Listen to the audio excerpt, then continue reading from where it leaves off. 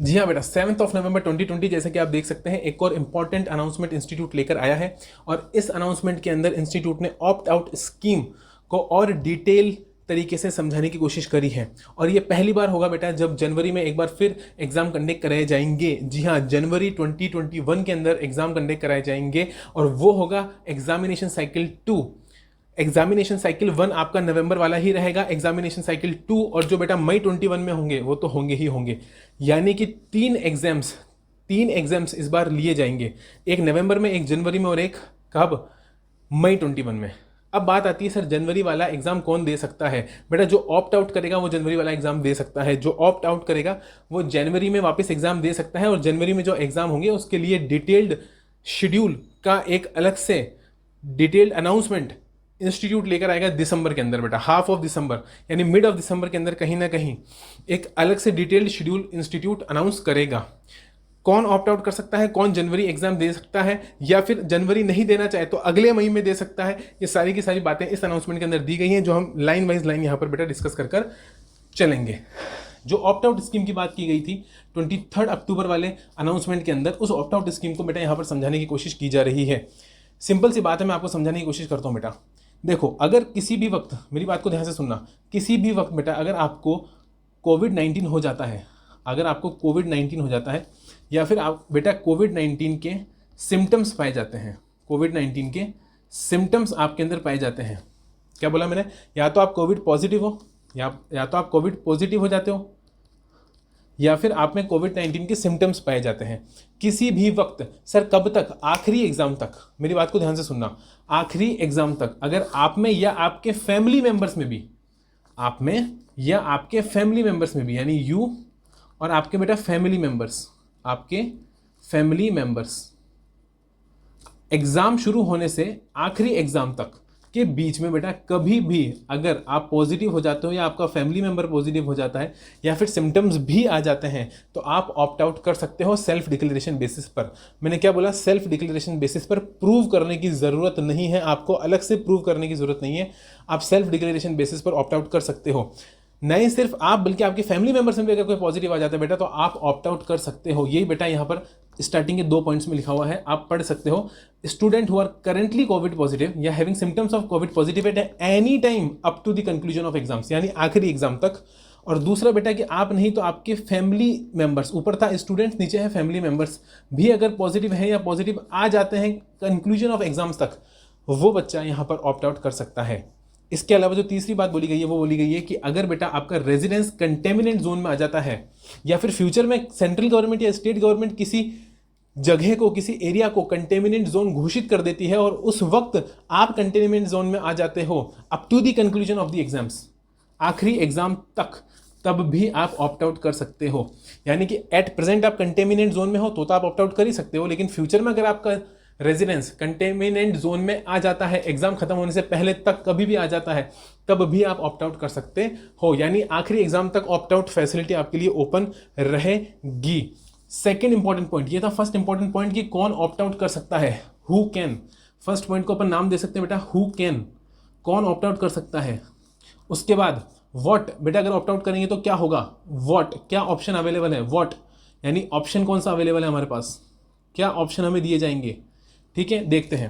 Considering the request of large number of students and keeping in view their general wellbeing and safety, it has been decided that the students who have already submitted the online examination application for November 2020 examination cycle are satisfying any of the condition mentioned in A to C, यानी कि जो already examination बेटा form भर चुके हैं, fees submit कर चुके हैं अपनी एग्जामिनेशन की, और जो A से C में ऊपर A से C में फॉल कर रहे हैं, यानी जो स्टूडेंट पॉजिटिव है, फैमिली मेंबर पॉजिटिव है या फिर आपका रेजिडेंस कंटेमिनेंट जोन में आ रहा है, वो student will be allowed to opt out. देखो बेटा, वो ऑप्ट आउट कर सकते हैं, will be allowed to opt out and carry forward their candidate to another examination cycle, that is cycle 2, that is cycle 2 to be conducted in, सबसे important, to be conducted in, सबसे important बेटा, to be conducted in second half of January and February, समझ रहे हो, first half of February and second half of January, यानी जनवरी फरवरी में ये exams आपके कराए जाएंगे 2021 के अंदर, और ये कहलाएगा आपका examination cycle 2।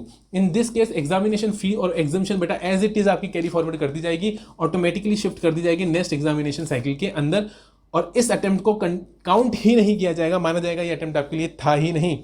The student will not be required to apply afresh, उसे वापस अफ्रेश देने की जरूरत नहीं है बेटा, एग्जामिनेशन फॉर्म भरने की जरूरत नहीं है। और इस बारे में डिटेल्ड अनाउंसमेंट बेटा कब आएगा आपके पास, दिसंबर में आ जाएगा, जिसके अंदर आपको नया शेड्यूल मिल जाएगा एग्जामिनेशन का और सारी डिटेल्स उसके अंदर मिल जाएगी। और मैं वो आने वाला जो अनाउंसमेंट होगा उसे भी आपके लिए डिटेल में एक्सप्लेन कर चलूंगा। यहाँ पर मैंने आपको क्या समझाया, यहाँ पर मैंने आपको समझाया कि ए से सी के अंदर ABC ये अपने देखे ना ABC, इसमें बेटा अगर आप फॉल कर रहे हो तो आपके लिए ऑप्शन है कि आप ऑप्ट आउट कर सकते हो। ध्यान से सुनना, आप ऑप्ट आउट कर सकते हो और जनवरी में अप्लाई कर सकते हो। बट बेटा जनवरी में आपको अलग से अप्लाई करने की जरूरत नहीं है। क्या लिखा हुआ है, will not be required to apply afresh, अलग से आपको अप्लाई करने की जरूरत नहीं है। यानी बाय डिफॉल्ट आपकी फीस और बाय डिफॉल्ट आपका एग्जामिशन आगे कैरी फॉरवर्ड कर दिया जाएगा जनवरी के लिए। अगर आप जनवरी चूज करते हो तो, यानी यहां ऑप्ट आउट करते वक्त आपको बेटा ऑप्शन दिए जाएंगे। ये देखो ये रहा बेटा, procedure for availing opt out facility. ध्यान से देखिएगा, आपको एक डिक्लेरेशन ऑनलाइन फाइल करनी है, ठीक है बेटा, और ये विंडो ओपन हो जाएगी 7 नवंबर 9 PM ऑनवर्ड्स। रात के 9 बजे बाद आपके लिए ये फैसिलिटी चालू हो जाएगी 7 नवंबर को इस लिंक के ऊपर ICAIexam.ICAI.org के ऊपर। दूसरा पॉइंट है बेटा, on submitting the declaration submit करते वक्त ही और she will be given an option. क्या लिखा बेटा, ही और she will be given an option to shift, वो चाहे तो शिफ्ट हो सकता है नवंबर 2020 से टू साइकिल 2 पर, मतलब कि सेकेंड हाफ ऑफ जनवरी और फर्स्ट हाफ ऑफ फरवरी पर। यानी कि जो नए एग्जामिनेशन आपको जनवरी में कंडक्ट कराए जाएंगे उसके अंदर आप शिफ्ट हो सकते हो। अगर आप उसमें शिफ्ट होते हो तो फिर जनवरी में आपको वापस कोई एग्जामिनेशन फॉर्म भरने की जरूरत नहीं है। मेरे बात को ध्यान से सुनना, अभी आपने एग्जामिनेशन फॉर्म भर दिया, फीस दे दी, एग्जामिनेशंस बता दी, ये वापस बताने की जरूरत नहीं है अगर आप ऑप्ट आउट करते वक्त चूज करते हो जनवरी। लेकिन अगर आप ऑप्ट आउट करते वक्त चूज करते हो बेटा मई 21, आप जनवरी में भी एग्जाम नहीं देना चाहते, आप कहते हो सर नहीं मैं तो अगले मई में एग्जाम दूंगा, नवंबर से ऑप्ट आउट कर मई में एग्जाम दूंगा, तो बेटा फिर आपको वापस से अपना एग्जामिनेशन फॉर्म भरना पड़ेगा, लेकिन फीस नहीं देनी पड़ेगी। फीस आपकी ऑटोमेटिकली एडजस्ट हो जाएगी और एग्जामिनेशंस भी आपकी कैरी फॉरवर्ड हो जाएगी अगर आप मई चूज करते हो तो। Kindly note that, opt out option एक बार ले लिया बेटा तो उसको आप वापस से क्या नहीं कर पाओगे, चेंज नहीं कर पाओगे, रिक्वेस्ट नहीं डाल पाओगे चेंज की, वो फाइनल होगा अगर आपने एक बार ऑप्ट आउट कर लिया तो।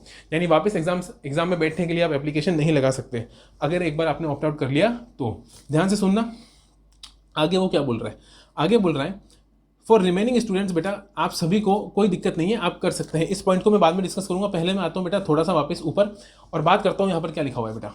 यह लिखा हुआ है कि further in case students appear for some of the papers in a particular group. बेटा अगर एक ग्रुप आपने दिया, फॉर एग्जांपल आपने फर्स्ट ग्रुप चूज करा, आप सीए फाइनल ग्रुप 1 में है या फिर सीए इंटर ग्रुप 1 में है और आपने एक ग्रुप के लिए ही एग्जामिनेशन भरी थी, एग्जामिनेशन फॉर्म भरी थी, फीस भरी थी, और वो ग्रुप देते देते बीच में बेटा अगर कुछ भी गड़बड़ हो जाती है, सिम्टम्स आ जाते हैं या पॉजिटिव हो जाते हो, तो बेटा वो ग्रुप पूरा का पूरा आपको वापस देना पड़ेगा, भले ही आखिरी पेपर वाले दिन आपने ऑप्ट आउट कराओ। अगर 4 पेपर हैं एक ग्रुप के अंदर, 3 पेपर दे चुके हो और चौथे पेपर में जाके सिम्टम्स आ रहे हैं और ऑप्ट आउट करते हो, तो बेटा यहाँ पर आपको सारे के सारे पेपर्स वापस देने पड़ेंगे। मैंने क्या बोला, सारे के सारे पेपर्स वापस देने पड़ेंगे। लेकिन अगर आपने दोनों ग्रुप के लिए बेटा आपने भरा था, दोनों ग्रुप के लिए आपने भरा था, एग्जामिनेशन फॉर्म और फीस दी थी, और एक ग्रुप आप पूरा दे चुके हो और दूसरे ग्रुप में जाके गड़बड़ हुई, तो बेटा उस केस के अंदर जो ग्रुप आप पूरा दे चुके हो वो आपको वापस नहीं देना पड़ेगा। सिंपल सी बात है, जो ग्रुप में पूरा अटेम्प्ट कर चुका हूं वो ग्रुप मेरे लिए काउंट कर लिया जाएगा और बाकी ग्रुप मेरे को फिर अगले एग्जामिनेशन साइकिल में देना पड़ेगा, चाहे वो जनवरी ऑप्ट करता हूं तो जनवरी में और मई ऑप्ट करता हूं तो मई में। कहने का मतलब यह है कि कोई भी ग्रुप अगर बीच में छोड़ते हो तो जितने पेपर हो गए वो काउंट नहीं किए जाएंगे, वो ग्रुप आपको वापस पूरा कंप्लीट मैनर में देना पड़ेगा, ठीक है। हाँ, alternatively students who are satisfying any of the conditions shall be allowed to opt out from इतना एंड अपीयरिंग मई 21। वो मैंने आपको बता दिया कि आप चाहो तो जनवरी और चाहो तो मई में आप जा सकते हो। हाँ, अगर मई में गए, ध्यान रखना, अगर मई में गए, however if he or she will have to fill a fresh application form, examination form for May 21 examination. His or her examination fee will be adjusted and only differential fee, मतलब अगर आपने कोई एक ग्रुप भरा दूसरा नहीं भरा और उस वक्त आप दोनों भर रहे हो तो बेटा फिर एक्स्ट्रा जो भी डिफरेंशियल फी होगी वो आपको पे करनी पड़ेगी। यानी कि अगर मई 21 में जाओगे तो वापस एग्जामिनेशन फॉर्म भरना ही पड़ेगा। मैंने क्या बोला, वापस एग्जामिनेशन फॉर्म आपको भरना ही पड़ेगा। लेकिन अगर आप जनवरी में रहते हो, जनवरी वाला ऑप्ट करते हो, तो कोई एग्जामिनेशन फॉर्म भरने की आपकी जरूरत नहीं है। आपने जनवरी चूज करना है सिर्फ ऑप्ट आउट करते वक्त। और जिन्होंने बेटा कुछ भी ऑप्ट आउट नहीं करा है, गवर्नमेंट गाइडलाइंस के हिसाब से wearing of mask, sanitisation, thermal scanning, social distancing, सारी की सारी बातें आपके लिए फॉलो की जाएंगी और पूरी कोशिश की जाएगी कि आपको पूरे प्रिकॉशंस के साथ एग्जाम कंडक्ट कराया जाए। और आपकी सेफ्टी का, आपकी हेल्थ का पूरा ध्यान रखा जाए। ये था ये पूरा का पूरा अनाउंसमेंट बेटा। इस अनाउंसमेंट को मैंने अच्छे से आपको समझाने की कोशिश करी है। अब देखिए मेरी बात सुनिए, एग्जामिनेशन की तैयारी जोरों शोरों से करिए, पूरी ताकत से करिए, अपने शरीर की एक एक शक्ति लगा दीजिए, एक एक पावर लगा दीजिए, अपना पूरा शरीर आप झोंक सकते हैं पढ़ाई के अंदर बेटा। 16 से 17 घंटे आप पढ़ाई करिए, कोई दिक्कत की बात नहीं है। मैं यही कहूँगा, अगर वाकई में आप ए से सी में फॉल करते हो, वाकई में बेटा अगर आप पॉजिटिव आ गए हो, बदकिस्मती से बैड लक है बेटा, पॉजिटिव आ गए, कोई बात नहीं, सही हो जाएंगे, कोई दिक्कत की बात नहीं है। या फिर अगर ऐसा होता है कि फॉर एग्जाम्पल घर में बेटा कोई पॉजिटिव आ गया है या फिर सिम्टम्स आ गए हैं, तो मैं कहूँगा कि प्लीज़ बेटा ऑप्ट आउट कर लो, ऑप्ट आउट कर लो। ऑप्ट आउट करना आपके लिए बहुत ज़्यादा बेनिफिशियल होगा। और अपनी एग्जामिनेशन प्रिपरेशन के हिसाब से आप चूज़ करो कि आप जनवरी में दे सकते हो या मई में दे सकते हो। It's all about your examination preparation. अगर आपको लगता है कि प्रिपरेशन इनफ हो रखी है मेरी, मैं जनवरी में वापस बैठ सकता हूँ, तो ठीक है बेटा, आप जनवरी ऑप्ट कर सकते हो। लेकिन आपको लगता है नहीं, मुझे प्रिपरेशन की ज़रूरत और ज़्यादा है, तो आप मई में बैठ सकते हो। मैं जनवरी ही प्रीफर करूँगा बेटा, क्योंकि आगे पोस्टपोन करना इज़ नॉट एन ऑप्शन, आगे पोस्टपोन करना is not preferable at all. वो हमेशा मना किया जाता है कि आगे कभी भी चीज़ों को पोस्टपोन ना किया जाए, जनवरी में बैठा जाए बेटा। जनवरी में अगर कुछ गड़बड़ होती है, हम वापस मई में फ्रेश एप्लीकेशन लगाकर एग्जाम दे देंगे, कोई दिक्कत की बात नहीं है। लेकिन एग्जाम अटेम्प्ट आगे ना खिसके, यही मैं चाहूँगा। तो मैं चाहूँगा बेटा, अगर जेन्युइन कारण हो तभी आप ए से सी में फॉल करो, जेन्युइनली फॉल करो तो ही आप ऑप्ट आउट करो, अदरवाइज आप पूरे एग्जाम्स 2 जनवरी के अंदर। ऑल द बेस्ट बेटा, अपना ध्यान रखो, सेफ रहो, सारी गाइडलाइंस फुलफिल करो बेटा, घर के अंदर रहकर सिर्फ पढ़ाई करो, बाहर मत जाओ। ओके बेटा, all the best, bye bye, take care.